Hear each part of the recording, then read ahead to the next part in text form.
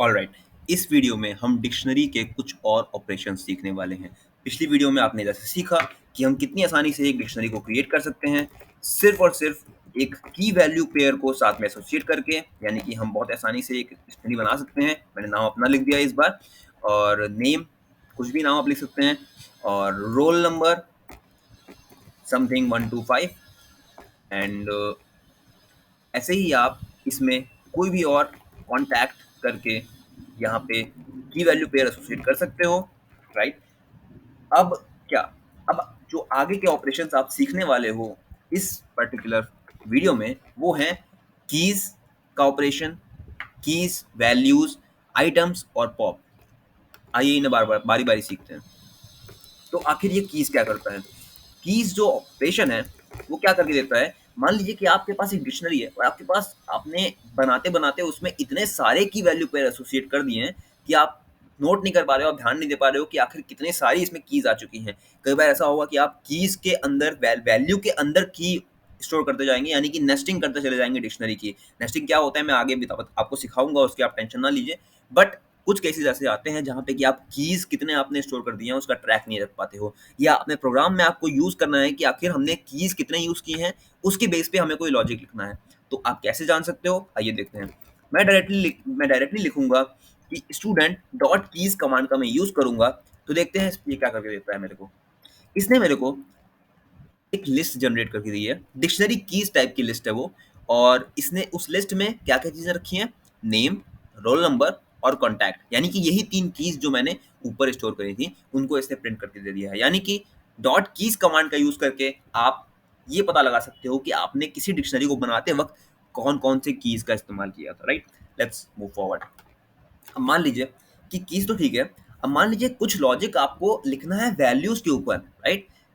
हमने हर एक की के लिए कुछ वैल्यू लिखी है, अब मान लीजिए हमें सारी की सारी वैल्यूज एक साथ चाहिए, राइट? तो आप कैसे जान सकते हो वो? उसको जानने का भी बहुत आसान सा तरीका है। वो ये है कि हम कहेंगे स्टूडेंट डॉट वैल्यूज, और फिर अगर हम रन करा के देखेंगे इसको, तो ये हमें रन करा के देगा कि हाँ, ये तरह की वैल्यूज आपने स्टोर करी है। बहुत ही आसान है, इसमें कोई एक्सप्लेनेशन की जरूरत मेरे को नहीं लग रही है, राइट? और ऐसे ही मान लीजिए कि आप चाहते हैं कि हमें कीज और वैल्यूज दोनों साथ में प्रिंट करना है, राइट, पेयर के फॉर्म में।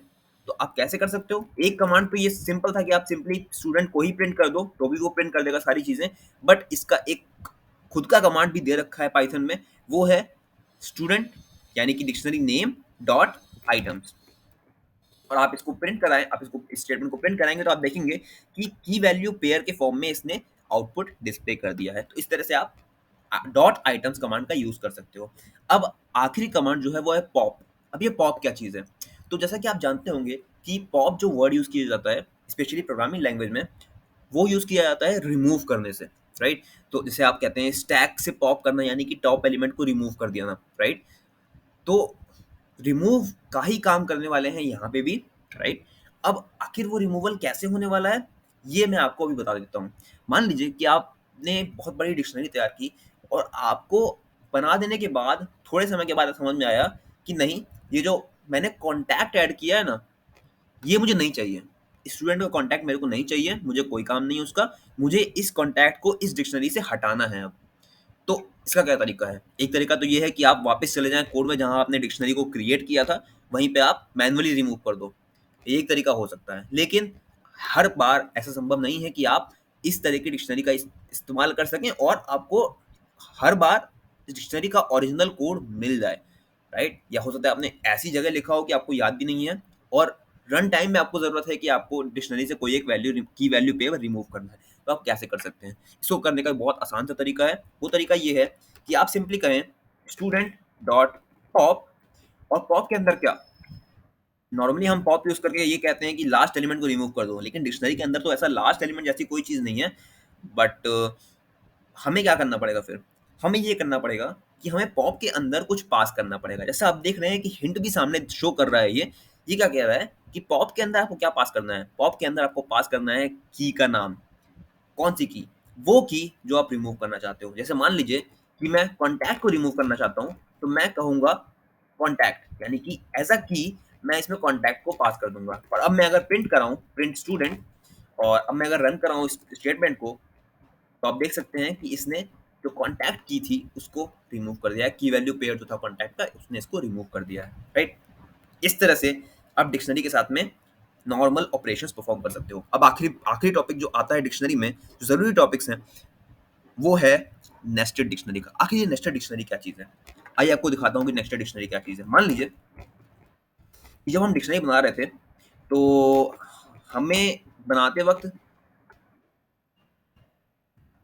ये पता चला कि स्टूडेंट के पास एक नहीं कई कॉन्टैक्ट नंबर्स हैं। अब जैसा एक केस आप देख चुके हो पहले भी कि हमने कॉन्टैक्ट 1, कॉन्टैक्ट 2 नाम के 2 अलग-अलग फ़ील्ड्स बना लिए। बट मान लीजिए कि आप ऐसा नहीं चाहते हो और आप चाहते हो कि दोनों ही जो आपके स्टोर हो रहे हैं, वो सेम स्टोर हों, सेम जगह पे स्टोर होके आएँ, राइट? वो एक ही के अंदर रहें। इसका भी तरीका है, इसका तरीका ये है कि आप डिक्शनरी के अंदर डिक्शनरी बना दो। यानी कि एक की जो कि हमारी कॉन्टैक्ट था, उसकी वैल्यू के फॉर्म में हमने एक नया डिक्शनरी बना के रख दिया।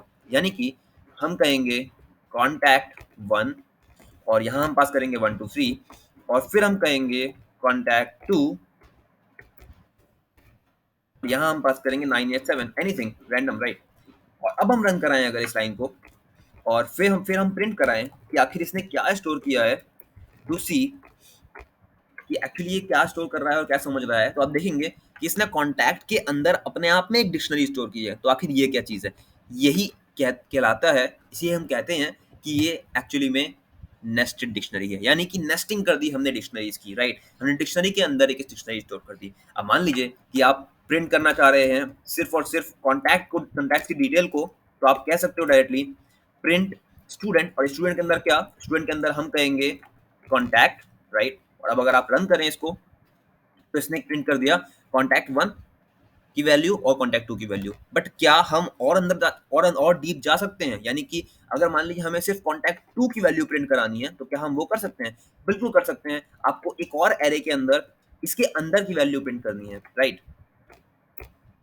और अगर हम रन कराएँ इसको, तो ये आप देख सकते हैं कि इसमें इसने वैल्यू 987 को प्रिंट कर दिया है। मगर आप ध्यान से समझें कि आखिर हुआ क्या है यहाँ पे? हुआ ये कि जब हमने इतनी लाइन लिखी यानी कि स्टूडेंट और ब्रैकेट के अंदर हमने कॉन्टैक्ट पास किया, तो इसको क्या मिला? तो इसको एक्चुअली में अपने आप में एक डिक्शनरी मिली, राइट? ये एक डिक्शनरी है, अपने आप में एक डिक्शनरी है और अब इस डिक्शनरी के ऊपर हम काम कर रहे हैं। इस डिक्शनरी के ऊपर हम एक और की लगा रहे हैं।